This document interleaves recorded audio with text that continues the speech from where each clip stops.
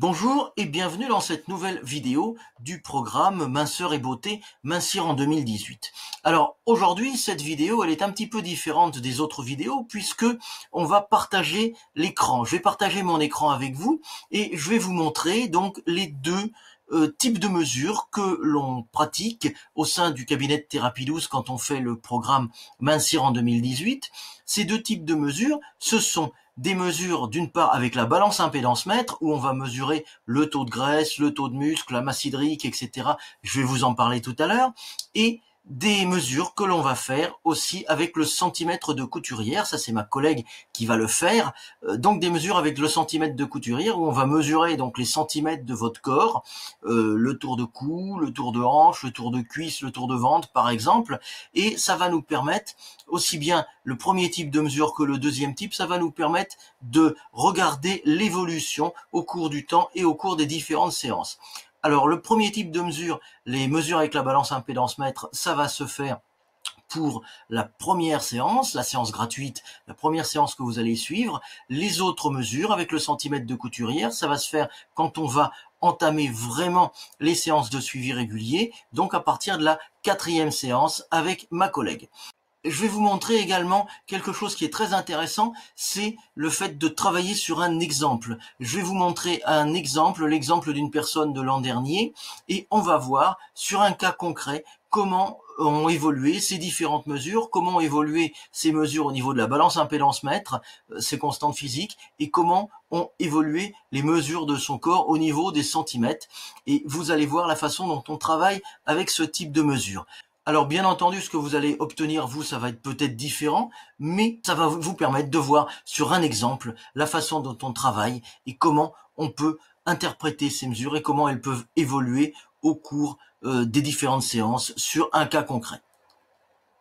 Alors voilà, donc ça c'est la petite fiche que l'on remplit au début.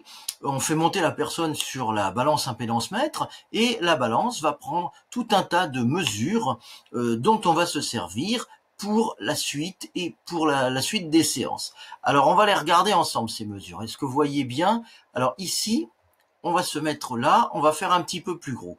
On prend tout d'abord le pourcentage de graisse. Alors le pourcentage de graisse, c'est la masse graisseuse. On verra à quoi ça correspond. Donc on va essayer de faire évoluer cette masse graisseuse dans le temps pour qu'elle diminue. On prend également le poids qui est ici. Donc ça c'est le poids de la personne. On va redescendre un petit peu, voilà. On prend également la masse hydrique qui est là, c'est-à-dire le nombre, le pourcentage d'eau que vous avez dans le corps. Ensuite, on prend la graisse viscérale, pas confondre avec la graisse abdominale. La graisse abdominale, c'est le petit pneu que vous avez sur le ventre. La graisse viscérale, c'est la graisse que vous avez à l'intérieur des viscères, à l'intérieur des intestins. Donc, c'est un petit peu plus dangereux puisque ça se trouve à l'intérieur du corps, à l'intérieur des intestins. Ici, on a la masse musculaire. Ici, on a il y a un coefficient entre 1 et 9 qui vous dit si vous êtes plutôt dans la normale, si vous êtes plutôt en obésité. On va le regarder, c'est pas très pertinent. Ici, on prend les os, la masse osseuse, et ici, on prend le métabolisme. Là, le métabolisme, je vais vous en parler parce qu'il y a 2 ou 3 choses qu'il faut que je dise à propos de ça. Alors, on va remonter, voilà, on va remonter, et on regarde le pourcentage ici de graisse, le pourcentage de graisse. Alors ce pourcentage de graisse, voilà, il y a un tableau qui est là. Le pourcentage de graisse, valeur du taux de graisse corporelle, il est ici, on va redescendre, voilà, il est ici. Alors, et je pousse ma caméra, je la mets ici, voilà. Alors ce pourcentage de graisse, vous voyez qu'il doit être, il est différent en fonction de l'âge de la personne et il est différent en fonction de son sexe. Pour une femme qui est ici, pour une femme, voyez que une femme qui a une trentaine d'années, 18 à 39, eh bien, quand c'est bien, ça se situe ici. Valeur saine, ça se situe ici. Quand c'est un petit peu moins bien, ça se situe ici. 20, vous voyez là c'est 22%, quelque chose comme ça, à 30, 35, 33%. Voilà, entre 22 et 33% pour une femme entre 18 et 39, c'est une valeur saine. Ici, jusqu'à là on est à 38%, jusqu'à 38%, c'est une valeur, c'est trop, et ici c'est beaucoup trop. D'accord? Donc vous voyez qu'en fonction de l'âge, eh bien la valeur saine, elle se déplace. C'est-à-dire que on admet d'avoir un petit peu plus de graisse, et pour un homme c'est moins. Pour un homme c'est inférieur, puisque les femmes ont toujours un corps un petit peu plus de graisse dans le corps que les hommes. Donc ça, c'est la façon dont on interprète le taux de graisse, et on va voir comment ça se passe sur un cas concret tout à l'heure. Hop, on se remet. Ici, le poids.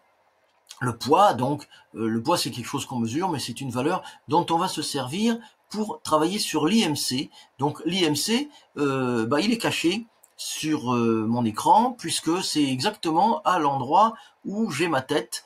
Donc je vais vous en parler dans 2 minutes. Ici, donc, c'est le taux de masse hydrique. Combien vous avez d'eau dans le corps? On voit la petite goutte. Alors, combien vous avez d'eau dans le corps? On va voir si on peut descendre un petit peu pour vous montrer l'interprétation. Est-ce qu'on peut bouger? Voilà. Hop, masqué. Le taux de masse hydrique. Je pousse ma caméra. Elle est ici. Le taux de masse hydrique. Hop, on la remet. Voilà, faut pas y toucher. Le taux de masse hydrique, il est là. Il doit être entre 45 et 60 pour une femme, entre 50 et 65 pour un homme. Donc, il faut qu'il soit compris entre ces deux valeurs-là. Ensuite, on a ici la graisse viscérale. La graisse viscérale, comme je vous ai dit, c'est quelque chose qu'on a dans les intestins, dans les viscères, et c'est gênant quand on en a beaucoup parce que ça peut induire beaucoup de maladies. Alors la graisse viscérale, il faut qu'elle soit inférieure à 12. Alors on reprend, voilà, il faut qu'elle soit inférieure à 12. Donc là, on verra si la personne que l'on voit tout à l'heure, elle est inférieure à 12. 12, c'est beaucoup quand même, hein.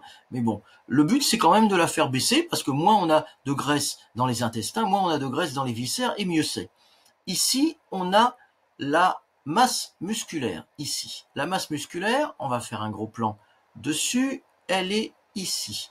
Voilà, la masse musculaire et le coefficient. Donc là, la masse musculaire, c'est important, parce qu'on va essayer de faire, comme je vous disais, passer le ratio muscle-graisse vers le muscle. Et donc là, en fonction de cette masse musculaire, on va obtenir un coefficient qui va de très musclé à obèse ou obèse massif, qui est ici. C'est pas très pertinent parce que j'ai eu des personnes qui faisaient à peu près la même taille que leur poids, 1m65 pour 65 kg, et on les mettait en obèse. Donc c'est pas très pertinent. Mais donc c'est quelque chose dont il faut tenir compte. On parlera de la masse musculaire tout à l'heure. Ici, qu'est-ce qu'on a? Donc la masse musculaire ici, et on a le coefficient musculaire. Ça, c'est la masse osseuse. Voilà, est ici. Donc ça, c'est la masse osseuse. Alors la masse osseuse, on va voir si on peut zoomer. Voilà, on va zoomer, on va aller là. La masse osseuse, elle doit être ici.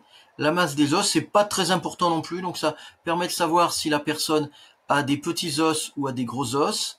La masse osseuse, elle est en fonction du poids, elle est en fonction du poids, elle est en fonction du sexe, donc on doit à peu près avoir 2,50 d'os. D'accord? Donc c'est pas quelque chose sur lequel on va beaucoup agir. Ensuite, ça c'est le métabolisme. Alors ça c'est important, le métabolisme. Je remets ma caméra, c'est pratique, on peut remettre la caméra. Le métabolisme, hop, voilà. Le métabolisme, c'est la capacité qu'a votre corps à dépenser des calories. Donc on va travailler sur le métabolisme au repos, c'est-à-dire que on va prendre le nombre de calories que vous dépensez au repos quand vous êtes au ralenti, c'est-à-dire pour les fonctions de base, manger, dormir, respirer, ça ce sont les fonctions de base. Et donc on va trouver un nombre, c'est un nombre de calories. Quand vous faites rien, quand vous dormez, quand vous mangez, quand vous respirez, quand vous faites rien, vous n'avez aucune activité, c'est le métabolisme de base. Et ce métabolisme de base, on va le multiplier par un coefficient, et ce coefficient, ça servira à calculer le nombre de calories qu'il vous faut pour faire vos activités quotidiennes. C'est-à-dire aller faire vos courses, aller travailler, aller promener votre chien, préparer la cuisine, faire le ménage, venir au cabinet de thérapie douce par exemple. Donc c'est ce qu'il vous faut pour faire vos activités quotidiennes. Et pour trouver ce qu'il vous faut pour faire vos activités quotidiennes, on va multiplier ce nombre par un coefficient, et ce coefficient il sera en fonction de votre activité, un petit peu votre activité physique et de votre sexe. Par exemple, pour une femme, si vous n'avez pas ou très peu d'activité physique, on va multiplier par 1,56.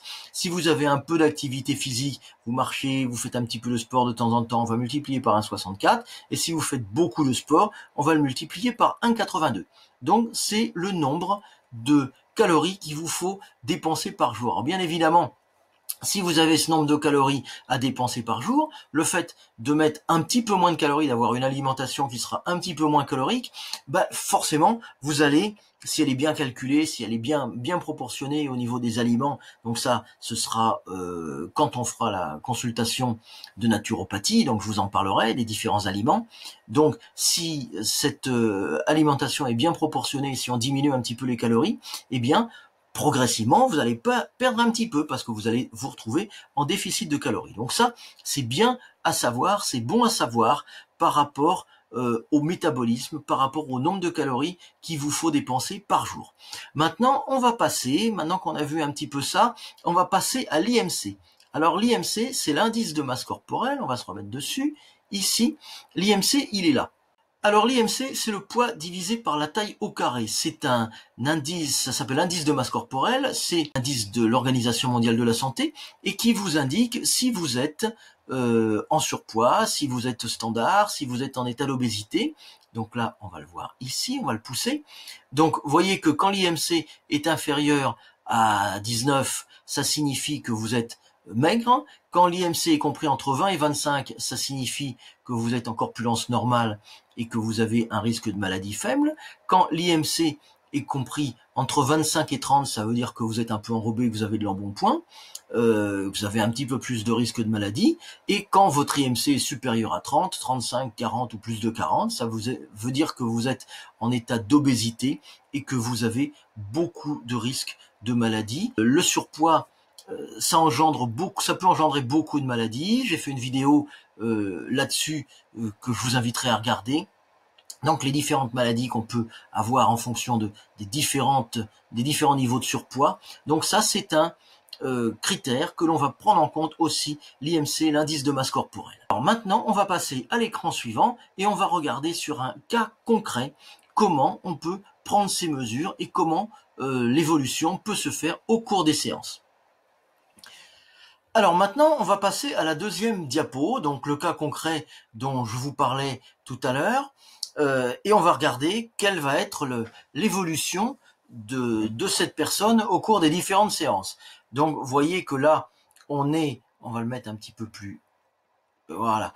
Vous voyez que là, on l'a pris au crayon, c'est pas toujours très bien écrit. On note à chaque fois, ou très régulièrement, toutes les 2 séances, ce qui s'est passé. Donc vous voyez qu'on a commencé au mois d'avril 2017, le 10 avril, et on a pris jusqu'au 24 juillet 2017. Donc ça fait à peu près 3 mois et demi. Alors on va regarder maintenant sur la première mesure que l'on a prise, qui est le pourcentage de graisse, la masse graisseuse. Et vous allez voir que, je vais pousser un petit peu ma caméra, voilà, et vous allez voir que cette masse graisseuse, voilà, hop, on touche la caméra, c'est bon.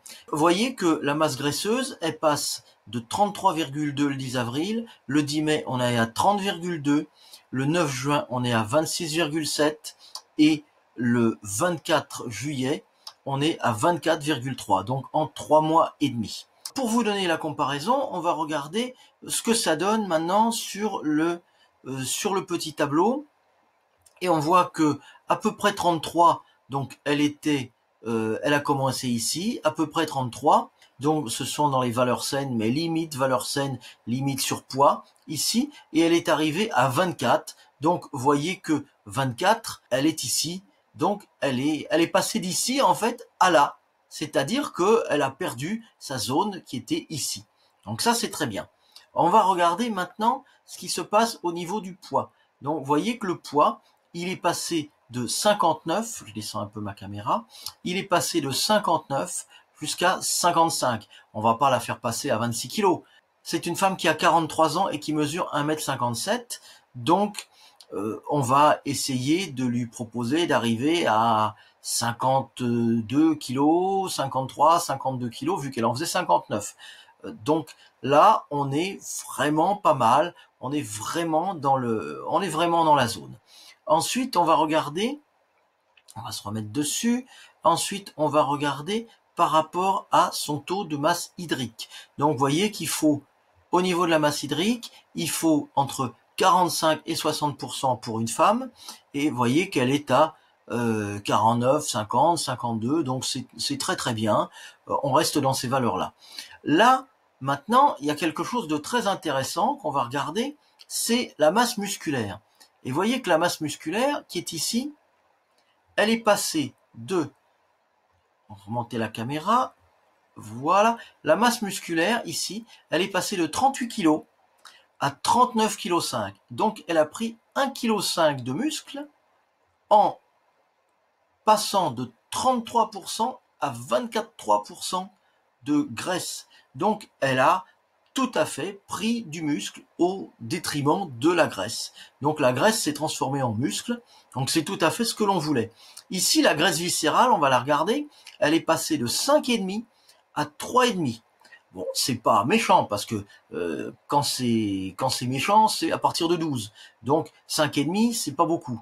Mais elle est passée de 5,5, donc petit embonpoint, à 3,5, donc elle s'est vraiment affinée. Donc ça, c'est la graisse viscérale.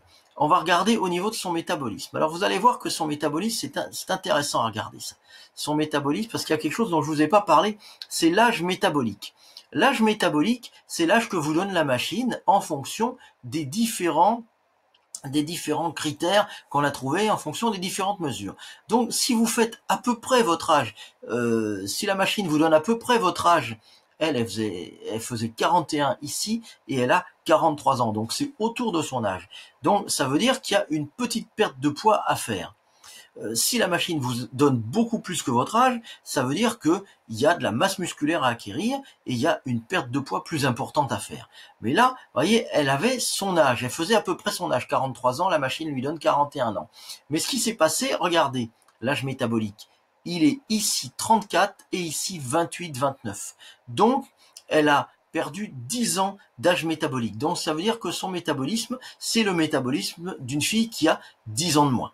Donc voilà ce que l'on peut faire par rapport à ces critères-là. Maintenant, on va regarder l'IMC.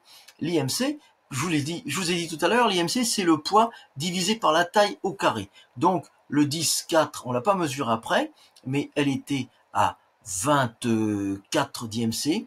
Et donc, 24 d'IMC, ça veut dire, est-ce qu'on peut le remonter un peu? Voilà, 24 d'IMC, ça veut dire entre 20 et 25. Ça veut dire corpulence normale, mais qu'on n'est pas très loin de l'embonpoint. Et donc, elle est passée, ici on va remonter, elle est passée, je crois, à 23, ici, et si on mesure, on l'a pas mesuré ensuite, mais si on le fait par rapport à son poids qui était de 55 kg, eh bien 55 kg, si on le fait ici, elle va se retrouver à 21. Et 21, c'est ici, c'est entre 20 et 25, donc c'est corpulence normale, début de corpulence normale. Donc là, on a tout à fait gagné le pari que l'on voulait faire. Et pour l'été, en partant du mois d'avril jusqu'au mois de juillet, vous voyez que au niveau des 3 mois, avril, mai, juin, jusqu'à mi-juillet, eh bien, ça correspond à ce qu'on voulait faire, mincir pour cet été. Maintenant, on va passer à la deuxième partie. La deuxième partie, c'est la mesure des centimètres, c'est la mesure du corps, des différentes parties du corps, avec le centimètre de couturière, et vous allez voir que là aussi, il y a quelque chose de très intéressant dont je vais vous parler maintenant.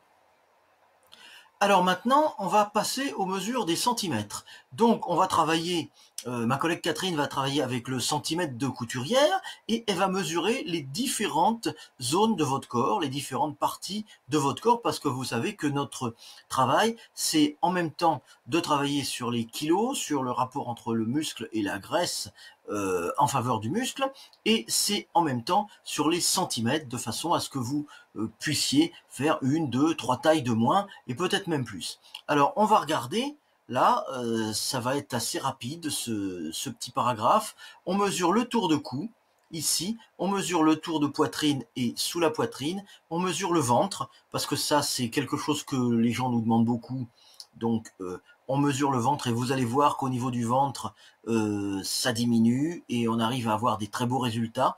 On mesure les hanches, on mesure les cuisses, les genoux et les bras.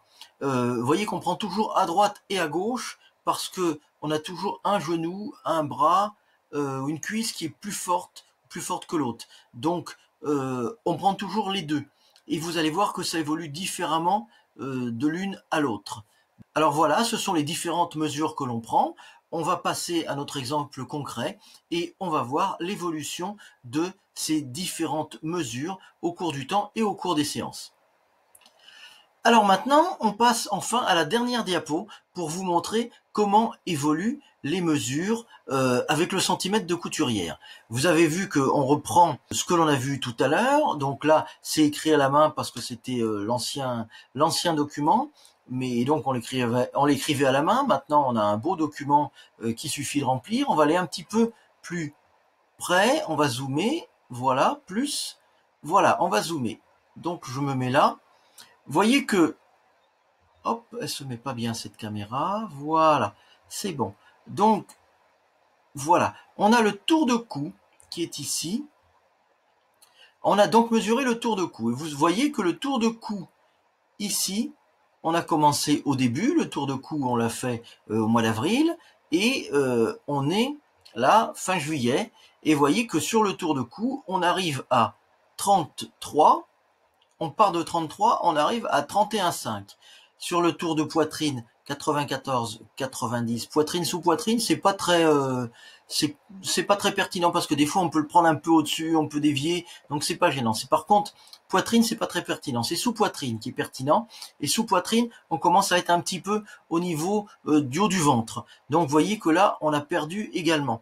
Le nombril. Alors le nombril, c'est important parce que le nombril, c'est au niveau du ventre, donc ça, c'est le fait de perdre du ventre. Et vous voyez qu'on est passé de 85,5 à 81. Donc la personne a perdu a priori de taille.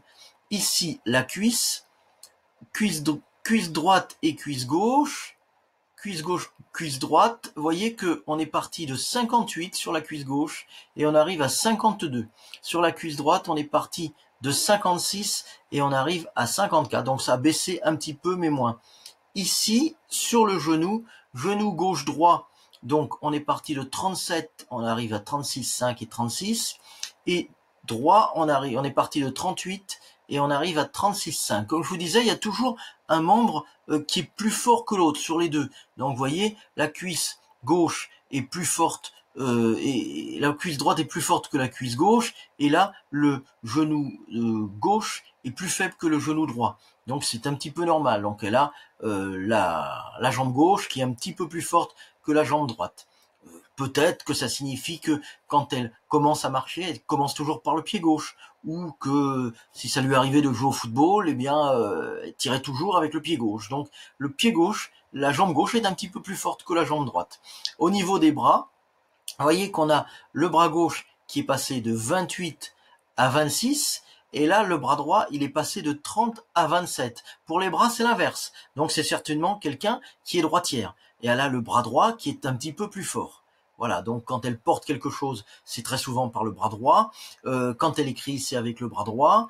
Elle se sert plus souvent de son bras droit, donc il est plus musclé, il est plus fort. Donc vous voyez, la graisse au niveau des bras, on l'a fait diminuer. Voilà ce que ça peut donner par rapport aux critères que l'on mesure avec le centimètre de couturière. Alors la dernière chose que je voulais vous dire, et qui est très importante, on va repasser en zoom. On va enlever le zoom. La dernière chose que je pourrais vous dire et qui est très importante, c'est que comme vous le voyez, ici, les gens sont venus pour les cuisses, les hanches, donc cette zone-là, le ventre, la zone abdominale, et puis c'est bien normal, c'est là où on a envie de perdre. Mais vous remarquez que les soins que l'on fait, ils font perdre également au niveau du cou, ils font perdre également au niveau des bras, c'est-à-dire qu'ils affinent complètement la silhouette. Le cou, les bras, c'est des choses qu'on n'a pas du tout travaillées. Et donc ce sont les soins d'hydromassage complets qui font qu'on perd également du cou, on perd également des bras et que la silhouette s'affine complètement. C'est ce que je voulais vous dire en conclusion. Donc, merci d'avoir regardé cette vidéo. J'espère que ça vous a donné beaucoup d'indications par rapport aux mesures que l'on allait prendre. Donc, les mesures qui sont ici, on les prend au niveau de la séance 4. Et les mesures qu'on a vues tout à l'heure avec la balance impédance mètre, on les prend au niveau de votre première séance de la séance gratuite. Je vous remercie encore une fois d'avoir regardé cette vidéo. Et puis, je vous dis à bientôt. Bye bye.